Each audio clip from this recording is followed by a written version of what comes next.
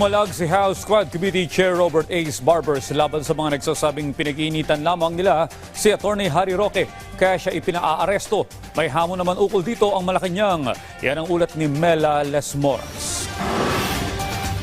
Nais ng pagpaliwanagin ng House Quad Committee ang Department of Foreign Affairs at Bureau of Immigration kung paano nakarating sa The Hague, Netherlands si Atty. Harry Roque gayong may contempt at detention order laban sa kanya ang joint panel. Ayon kay Quadcom co-chair Stephen Paduano na siya mismong nagpa-contempt noon kay Roque, posibleng sa Biyernes ang susunod nilang pagdinig at dito'y ipapatawag nila ang mga kinatawan ng DFA at BI.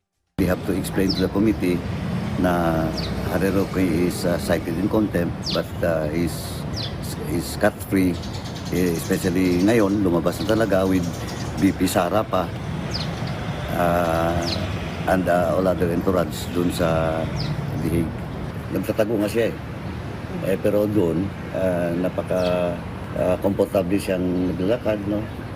And hindi pa nga namin alam talaga kung from what country siya before Netherlands ang galing. So malalaman natin siguro yan in the next hearing, no?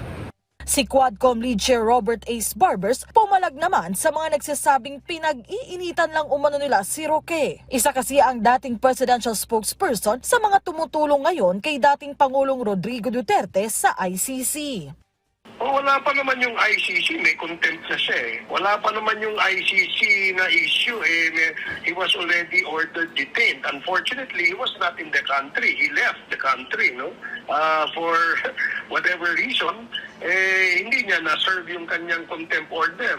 Sabi ni Barbers, walang jurisdiksyon ang Quadcom sa ibang bansa, kaya't sa Pilipinas lang epektibo ang pagpapaaresto nila kay Roque. Ang Malacanang may hamon naman kay Roque ukol dito. Maganda po siguro na i-challenge po talaga natin siya na siya po yung umuwi. Kasi di ba bring home FP Duterte. So siguro mas magandang isigaw po rin ng mga tao, bring home Roque. Sa ngayon, bagamat mainit ang usapin ukol sa ICC, mariin namang pinasinungalingan ni House Deputy Majority Leader Janet Garin ang komento ng ilan na papunta na umano sa martial law ang sitwasyon ngayon.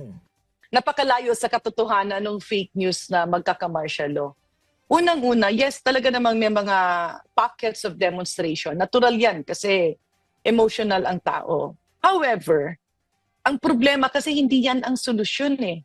Si House Committee on Overseas Workers Affairs Chairman Jude Asidre, hinimok naman ang mga kaalyado ng dating Pangulo na wag nang haluan pa ng politika ang paglilitis ng ICC dahil ang mga biktima raw ng umano'y fake drug war ang dapat pagtuunan ng pansin ngayon at ang kanilang pamilya.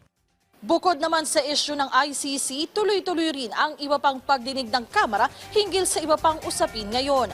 Mela Lesmoras para sa Pambansang TV sa Bagong Pilipinas.